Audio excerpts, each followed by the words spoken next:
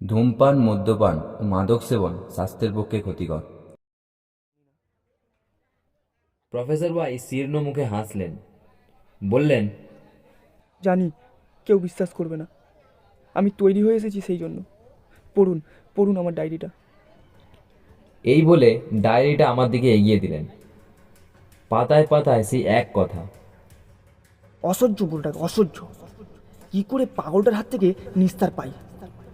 আজ খাবার টেবিলে ওই লোকটাকে খুন করতে পারলে আমার শান্তি হয়। পড়েই মনে হবে কোনো সন্দেহই নেই, বিশুদ্ধ পরিকল্পিত হত্যাকাণ্ড। আচ্ছা মানুষ এই প্রফেসর, নিজের মৃত্যুবান যেন তুলে দিচ্ছেন আমার হাতে। একটি অস্বাভাবিক খুন, কিছু অস্পষ্ট সূত্র, আর ধীরে ধীরে খুলে যাওয়া সত্যের জট। গল্পের প্রতিটি মুহূর্তে লুকিয়ে আছে প্রশ্ন: খুনি কে, কেনই বাই খুন, আর কোন সূত্রই বা নিয়ে যাবে আসল সত্যের কাছে? রহস্য, বুদ্ধি আর মনস্তাত্ত্বিক টানাপোড়েনে ভরা এই গল্পটি রহস্যপ্রেমী শ্রোতাদের জন্য একেবারে আদর্শ। আজ গল্পের সূত্রধার ও গল্প পাঠে আমি অয়ন। এছাড়াও অন্যান্য চরিত্রে আছে অয়ন, মৃগাঙ্ক ও Surajit. Sound effect and poster ডিজাইনে আছে সুরজিৎ ও মৃগাঙ্ক। তো চলুন শুরু করা যাক আজকের গল্প, নারায়ণ গঙ্গোপাধ্যায়ের লেখা একটি খুনের ঘটনা।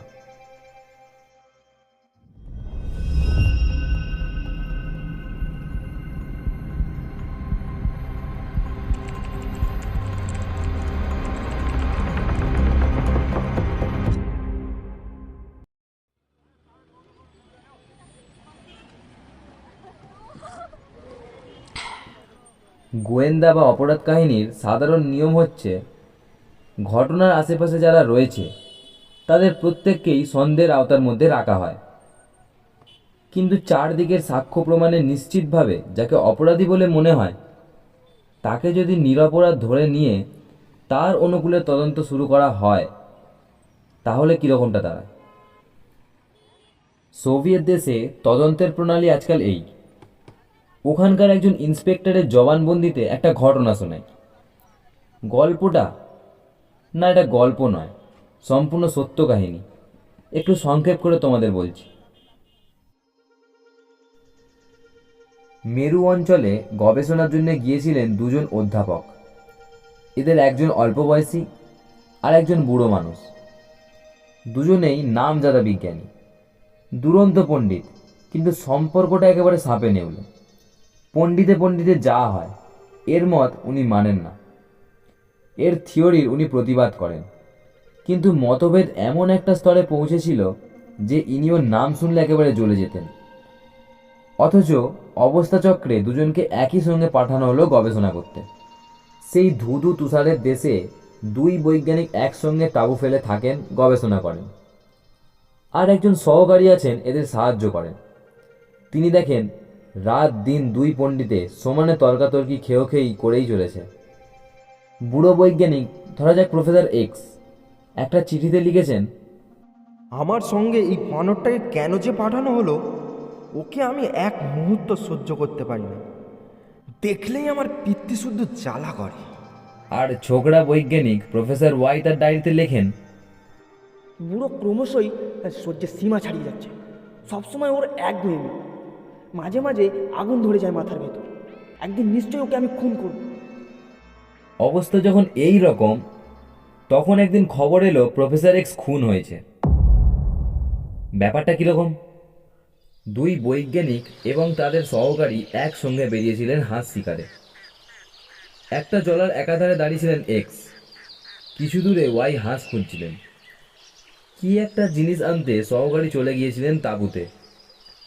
সহকারী যখন ফিরে আসেন তখন একটা বন্দুকের আওয়াজ তার কানে যায়। তাতে আশ্চর্য হওয়ার কিছু নেই, শিকারে বন্দুকের আওয়াজ হবেই। কিন্তু ফিরে এসে স্তম্ভিত হয়ে গেলেন তিনি। প্রফেসর এক্স পড়ে আছেন মাটিতে, হাতের বন্দুকটাও পড়ে রয়েছে তার পাশে। তার বাঁ চোখে শিকারের ছুরি অর্থাৎ হান্টিং নাইফটা একেবারে বাট পর্যন্ত ঢোকানো। চোখের ভেতর দিয়ে সে ছুরির ফলা একেবারে মস্তিষ্ক পর্যন্ত চলে গেছে। মৃত্যু হয়েছে তৎক্ষণাৎ। আর তার পাশে স্তব্ধ হয়ে দাঁড়িয়ে প্রফেসর ওয়াই। কি করে হলো? শুকনো মুখে প্রফেসর ওয়াই বললেন, কিছুই জানি না। আমি ওইদিকে হাঁসতাক করেছিলাম, হঠাৎ বন্দুকের আওয়াজে এদিক ফিরে দেখি প্রফেসর এক্স মাটিতে পড়ে আছেন। এসে দেখি এই কাণ্ড। সেই নির্জন তুষারের দেশে এই দুটি প্রাণী ছাড়া আর কেউ ছিল না। আর এ তো হত্যাকাণ্ড।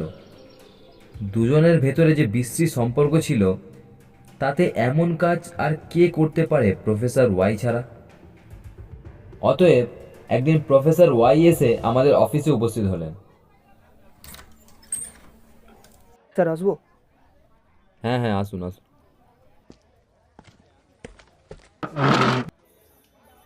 বললুম, প্রফেসর, আপনি যা জানেন তা বলুন।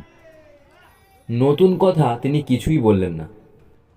আমি বন্দুকের আওয়াজ শুনে ফিরে দেখি উনি পড়ে আছেন, চোখের ভেতর ছোঁড়া বেঁধানো। আর আমি কিছু জানি না। প্রফেসর ওয়াই শীর্ণ মুখে হাসলেন, বললেন, জানি কেউ বিশ্বাস করবে না, আমি তৈরি হয়ে এসেছি সেই জন্য। পড়ুন পড়ুন আমার ডায়েরিটা। এই বলে ডায়েরিটা আমার দিকে এগিয়ে দিলেন। পাতায় পাতায় সেই এক কথা। অসহ্য বুড়োটাকে, অসহ্য। কি করে পাগলটার হাত থেকে নিস্তার পাই। আজ খাবার টেবিলে ওই লোকটাকে খুন করতে পারলে আমার শান্তি হয়। পড়েই মনে হবে কোনো সন্দেহই নেই, বিশুদ্ধ পরিকল্পিত হত্যাকাণ্ড। আচ্ছা মানুষ এই প্রফেসর, নিজের মৃত্যুবান যেন তুলে দিচ্ছেন আমার হাতে। আমি চুপ করে রইলুম। প্রফেসর বললেন, আমি বুঝতে পারছি আমার কি হবে। আমার আর কোনো ভাবনা নেই। আপনি অনুগ্রহ করে কেবল এই চিঠিটা আমার স্ত্রীকে দিয়ে দেবেন। আমি বললুম, চিঠির দরকার নেই, আপনি বাড়ি যান। তার মানে ছেড়ে দিচ্ছেন আমাকে? প্রফেসর যেন নিজের কানকে বিশ্বাস করতে পারছেন না। বললুম, বিনা প্রমাণে আপনাকে গ্রেপ্তার করতে পারি না। আপাতত আপনার নামে আমাদের কোনো ওয়ারেন্ট নেই, আপনি যান। আসলে আমার খটকা ধরিয়েছিল পোস্টমর্টেম রিপোর্টের একটি কথা, অস্বাভাবিক অমানসিক শক্তি। প্রফেসর ওয়াই অবশ্যই খুব সবল স্বাস্থ্যবান পুরুষ, কিন্তু অমানসিক শক্তি, কথাটা ক্রমাগত পাক খেতে লাগলো ঘরের ভেতরে। আমি ব্যালিস্টিক এক্সপার্ট অর্থাৎ গোলাগুলি বিশারদদের ডাকলুম। আচ্ছা, মেরু অঞ্চলের স্যাঁতস্যাঁতে আবহাওয়ায় বন্দুকের টোটা ফেপে যায় তো? তারা বললেন, স্বাভাবিক। সেই টোটা বন্দুকে ভরতে তখন তো অসুবিধা হয়। তাও হতে পারে। আচ্ছা বলুন, এই অবস্থায় শিকারি কি করবেন? একটা কিছু দিয়ে টুটাটাকে ঠেলে ভিতরে দেওয়ার চেষ্টা করবেন। হান্টিং নাইফের হাতল ব্যবহার করতে পারে লোকে? কেন পারবে না? একজন বললেন, সেটা কোমরেই থাকে, আর তার কথা মনে পড়বে সকলের আগেই। আমি জিজ্ঞেস করলুম, ধরুন যদি হান্টিং নাইফটা এমন হয় তার হাতলটা যেমন তেমন করে তৈরি, তার পিছনে এক টুকরো লোহার ডগা বেরিয়ে রয়েছে, আর টোটাটাকে যদি জোরে ঠেলে দেওয়া হয়, তাহলে সেটা ট্রিগারের পিনের মতো কাজ করতে পারে? তারা বললেন, নিশ্চয়ই। মনে করুন আমি আবার জিজ্ঞেস করলুম, সেক্ষেত্রে একজন ছুরির বাট দিয়ে টোটাটাকে জোরে ঠেলে দিল, লোহার ডগাটা ট্রিগার পিন হয়ে যেই কার্ট্রিজে ঘা মারল অমনি গুলি বেরিয়ে গেল। তখন বন্দুকটা তো গুলি ছোটবার বেগে পেছনে এসে ধাক্কা মারবে। হ্যাঁ, তাই তো নিয়ম। আগ্নেয়াস্ত্র মানেই ব্যাকপুশ দেবে। খুব জোরে? স্বাভাবিক। তাহলে ছুরির ফলাটা তো তখন উল্টো দিকে রয়েছে। বন্দুকটা যেই হাতে ধাক্কা দিলে অমনি ছুরির ফলাটা তীর বেগে গিয়ে চোখে বিঁধতে পারে। নিশ্চয়ই পারে, যদি অবশ্যই সেটা চোখ বরাবর থাকে। অস্বাভাবিক অমানুষিক জোরে বিঁধে যেতে পারে। বন্দুকটা চোখের কাছে থাকলে তাই সম্ভব। ধন্যবাদ, আর আমার কিছু জানবার নেই।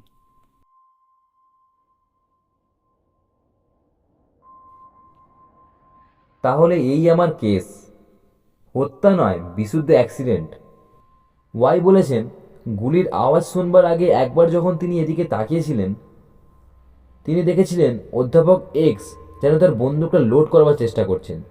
অতএব 2 আর 2 4। পরম উল্লাসে খবরটা জানালুম আমার ওপরওয়ালাকে। তিনি একটু হাসলেন, বললেন, তোমার থিওরি বেশ ভালো, কিন্তু একটা মস্ত ফাঁক রয়ে গেল যে ওর ভেতরে। আমি তার দিকে চেয়ে রইলাম।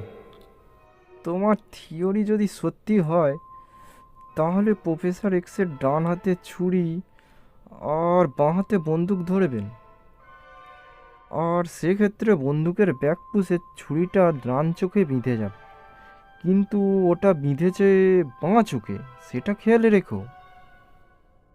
সব মাটি গেল আমার সাধের থিওরি। আমি বিভ্রান্তের মতন বেরোলুম, কোনো থই পেলুম না। তারপর হঠাৎ মনে হলো প্রফেসর এক্স তো ন্যাটাও হতে পারেন, অর্থাৎ ডান হাতের বদলে বাঁ হাত ব্যবহারের অভ্যাস তো থাকতেই পারে তার। আশা নিরাশার দ্বন্দ্বে ছুটলুম তার বাড়িতে, গেলুম তার সহকর্মীদের কাছে। অনুমান নির্ভুল, প্রফেসর এক্স ন্যাটাই ছিলেন, বাঁ হাতই তিনি ব্যবহার করতেন। কিন্তু জট কেটেও কাটে না। অভিযানে প্রফেসর এক্সের যে জিনিসপত্রের তালিকা পাওয়া যাচ্ছে, অর্থাৎ যা যা তিনি সঙ্গে নিয়েছিলেন, তার প্রত্যেকটার বিবরণ পাচ্ছি, কিন্তু ছুরিটার তো কোনো সন্ধান নেই। কটি পেন্সিল নিয়েছেন তারও খবর আছে, শুধুমাত্র ছুরিটার উল্লেখ পাওয়া যাচ্ছে না। তাহলে কোথা থেকে এটা এলো? এমন হতে পারে যে যাত্রার শেষ মুহূর্তে ওটা কিনে থাকবেন, কিন্তু কোথায়? শহরের কোনো দোকানে আমি ও ধরনের হান্টিং নাইফের কোনো সন্ধান পেলুম না। শেষে কি আমার ঘাটে এসে নোংরা ডুববে? আমি কি তখন জোর করে বলতে পারবো ওকে খুন করার জন্য ওটাকে মার্ডার ওয়েপেন হিসেবে সঙ্গে নিয়ে যাননি প্রফেসর ওয়াই? সুতরাং আমি বেরিয়ে পড়লুম শেষ চেষ্টায়।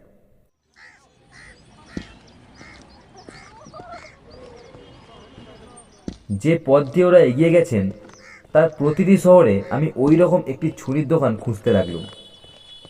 হাজার হাজার হান্টিং নাইফ আমি দেখলুম, দেখিয়ে দেখিয়ে হয়রান হয়ে গেল দোকানদারেরা, কিন্তু ঠিক ওই জাতের ছুরি কোথাও পেলুম না। এবার এসেছি সর্বশেষ শহরে। এখান থেকেই ওরা মেরু অঞ্চলে রওনা হয়ে গেছেন, কিন্তু না, এখানেও ও ছুরির সন্ধান মিলল না। হতাশ হয়ে যেদিন ফিরে আসবো সেদিন চলছিলুম শহরের একটা পুরনো অঞ্চল দিয়ে। শ্রীহীন ছোট ছোট দোকান দুধারে, কেনা বেচাও খুব কম। তার মধ্যে হঠাৎ ওই ছোট্ট দোকানটিতে ঠিক ওই ধরনের ছুরি ঝুলছে 2-3টে ওই জিনিস। এক বুড়ো তার মালিক, সেই এগুলো তৈরি করে। হাতে নিয়ে দেখলুম যেমন তেমন কাঠের বাটে তৈরি সব সাদা মাটা ছুরি, আর প্রায় প্রত্যেকটার পিছনেই একটু করে লোহার মুখ বেরিয়ে রয়েছে।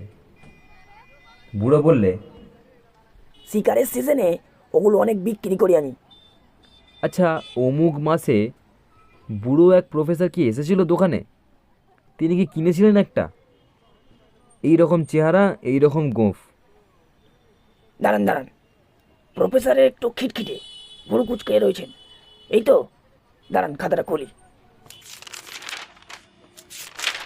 খাতায় পাওয়া গেল নাম প্রফেসর এক্স। এই হলো কেস। আদালতের রায় বললে এটা একটা আকস্মিক দুর্ঘটনা। প্রফেসর ওয়াই এর মৃত্যুর আয়োজন তৈরিই ছিল, কেউ তার সাক্ষী ছিল না।